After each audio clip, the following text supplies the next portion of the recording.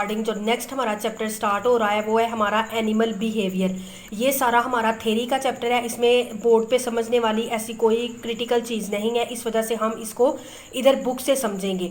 आगे इंशाल्लाह अगर कोई ऐसा टॉपिक आता है जो बोर्ड पे समझने वाला है तो वो इंशाल्लाह हम अपने पहले वाले तरीके से बोर्ड पर ही समझेंगे। तो एनिमल बिहेवियर के अंदर जो हमारा सिलेबस आ रहा है उसमें हमने क्या पढ़ना है, उसमें हमने अप्रोचेस पढ़नी है एनिमल बिहेवियर की, प्रॉक्सिमेट एंड अल्टीमेट काजेज पढ़ेंगे, एंथ्रोपोमॉर्फिज्म क्या है उसकी स्टडी करेंगे, डेवलपमेंट ऑफ बिहेवियर देखेंगे, लर्निंग कंट्रोल ऑफ बिहेवियर देखेंगे, कम्युनिकेशन देखेंगे, behaviour ecology and social behaviour देखेंगे। तो फर्स्ट ऑफ ऑल हम जो है वो अपने एनिमल बिहेवियर के आज के टॉपिक को देखते हैं कि एनिमल बिहेवियर एक्चुअली होता क्या है। The activities animal perform during their life time are called animal behaviour. Animal behaviour हम किसको कहते हैं कि एनिमल जो है वो जो भी एक्टिविटीज़ अपनी होल लाइफ में पूरी लाइफ टाइम में जो है वो परफॉर्म करता है, हम उसको कहते हैं कि वो एनिमल बिहेवियर शो कर रहा है। ये एक्टिविटीज़ लोकोमोशन भी हो सकती है, फीडिंग भी, ब्रीडिंग भी, capture of prey, avoidance of predator and social behaviour. Animal जो है वो सिग्नल सेंड करते हैं, रिस्पॉन्स शो करते हैं उन सिग्नल्स के ऊपर। They carry out maintenance behaviour, अपने बिहेवियर को मेंटेन करते हैं। और उसके अलावा they make choice and interact with one and other, और वो एक दूसरे के साथ एनिमल जो है वो सोशली बिहेव करके एक दूसरे के साथ इंटरेक्ट भी करते हैं। नेक्स्ट हमारे पास आ रही हैं 4 अप्रोचेस टू एनिमल बिहेवियर के। एनिमल बिहेवियर के 4 अप्रोचेस कौन सी हैं? नेचुरलिस्ट और फिलोसोफर ने ऑब्जर्व किया एनिमल के बिहेवियर को सेंचुरी से, बट इसको अंडरस्टैंड करने में जो है वो लास्ट सेंचुरी में इसको वो डेवलप जो है एनिमल के बिहेवियर को जो है वो अंडरस्टैंड कर सके। तो हमारे पास डिफरेंट अप्रोचेस हैं टू स्टडी एनिमल बिहेवियर, जिसमें हमारे पास फर्स्ट ऑफ ऑल आती है कंपैरेटिव साइकोलॉजी। कंपैरेटिव साइकोलॉजिस्ट जो होते हैं वो स्टडी करते हैं genetic, neural and hormonal basis of animal behaviour. वो एनिमल के बिहेवियर को चेक कर रहे होते हैं हार्मोनल बेसिस के ऊपर, न्यूरल के ऊपर, और जेनेटिक जो है वो उनके ऊपर वो उनके बिहेवियर को चेक कर रहे होते हैं जेनेटिकली भी।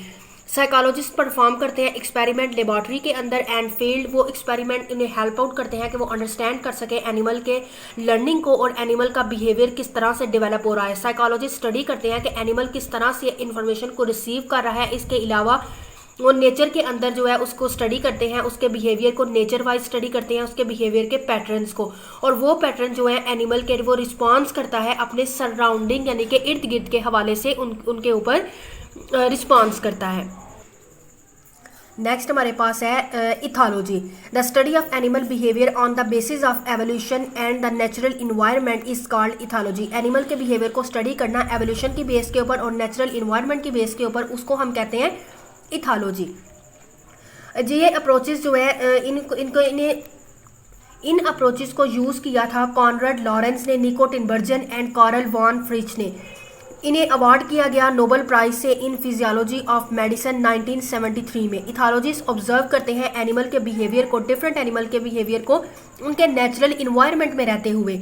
इस स्टडी को वो बिहेवियर ये जो स्टडी करते हैं एनिमल के बिहेवियर को नेचुरल इन्वायरमेंट के अंदर रहते हुए, इस बिहेवियर को क्लोजली रिलेट किया जाता है। इथोलॉजिस्ट जो है वो इंटरेस्टेड नहीं थे लर्निंग के ऊपर, they are interested animal communication. वो एनिमल की कम्युनिकेशन के ऊपर इंटरेस्टेड थे, मेटिंग बिहेवियर पर इंटरेस्टेड थे और सोशल बिहेवियर पर।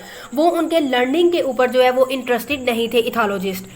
नेक्स्ट वन हमारे पास पॉइंट है बिहेवियरल इकोलॉजी। ये एम्फेसाइज करती है इकोलॉजिकल एस्पेक्ट्स के ऊपर एनिमल बिहेवियर के। ये बिहेवियर जो है इकोलॉजिस्ट स्टडी करते हैं प्रीडेटर प्रे इंटरेक्शन की बेस के ऊपर, फॉरेजिंग स्ट्रेटजीज के ऊपर।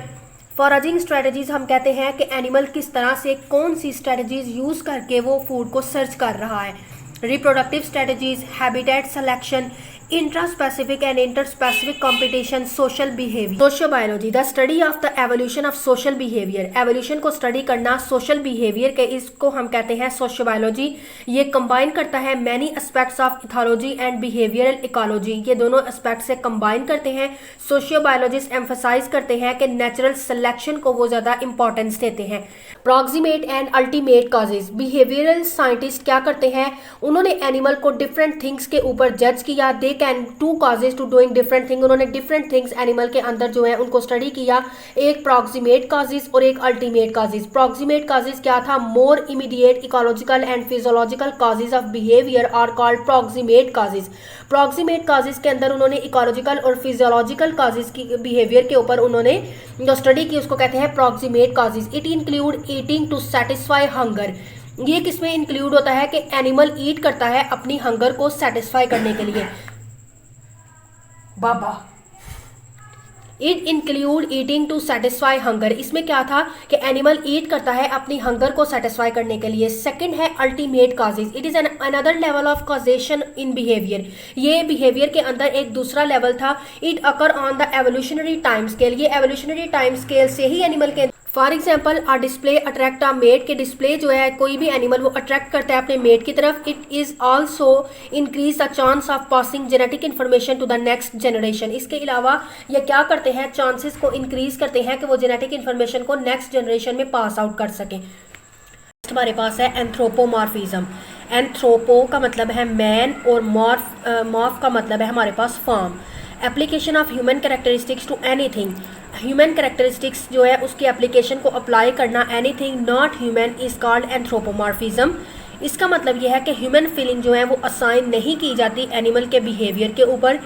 एनिमल जो है वो specially invertebrate do not give accurate human behaviour, वो एक्यूरेट ह्यूमन बिहेवियर नहीं देते। फॉर एग्जांपल अर्थवर्म है, उसको अगर प्लेस कर दिया जाए फिश हुक के ऊपर, it can be explain in two ways. Anthropomorphic explanation क्या होगी उसकी, कि हम सोचते हैं कि हमने फिश को, कि फिश जो है वो हर्ट होगी, fish can hurt the earthworm, के फिश जो है वो अर्थवर्म को हर्ट करेगी जब उसको बाइट करेगी, और it can cause pain in it. Hurt and pain are human feelings, these are present in our conscience, thus application of hurt and pain to earthworm in anthropomorphism. इस वजह से application जो है हर्ट की और pen की वो animal के अंदर नहीं है, अर्थवर्म के अंदर नहीं है, ये एप्लीकेशन, ये फीलिंग्स जो है ये ह्यूमन की है। फिजियोलॉजिकल एक्सप्लेनेशन के थ्रू अगर हम देखें पॉइंट ऑफ व्यू से, तो वो क्या है, we can explain this problem in an other way, it reduce the anthropomorphic interruption, we explain it when the earthworm is placed in the hook, जब हमने अर्थवर्म को प्लेस किया हुक के ऊपर, सर्टेन रिसेप्टर्स आर स्टिमुलेटेड, तो certain receptor ने stimulate किया, these receptor generate nerve impulse, उन रिसेप्टर्स ने ऑटोमेटिकली नर्व इम्पल्स को जनरेट किया, वो इम्पल्स ट्रेवल की थ्रू न्यूरॉन और पहुंची वो रिफ्लेक्स एक्शन यानी कि सेंट्रल नर्वस सिस्टम तक वो पहुंच गई। The impulse stimulate the muscles, impulse ने क्या किया, मसल्स को स्टिमुलेट करवाया। The contraction of muscle allow the worm to escape from the hook, और उन मसल्स की कंट्रैक्शन ने उस हुक के ऊपर से अर्थवर्म को एस्केप करवाया।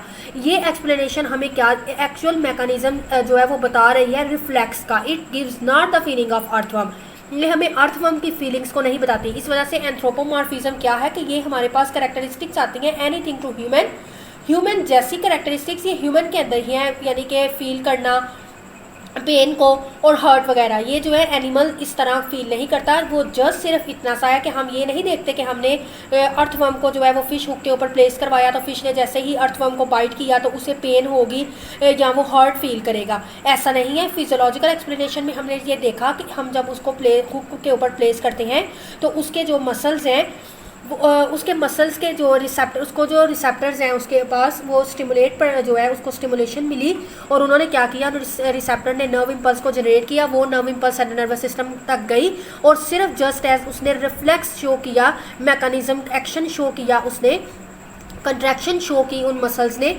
और इस वजह से उसने क्या किया, वो वर्म जो है वो एस्केप करता है हुक से।